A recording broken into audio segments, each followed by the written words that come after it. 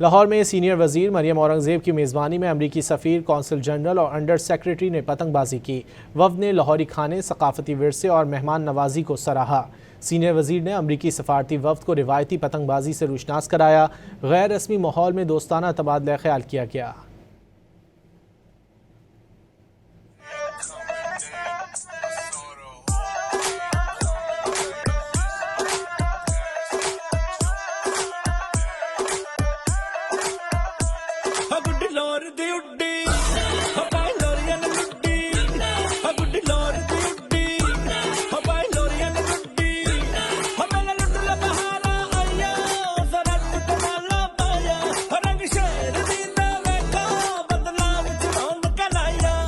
लग गई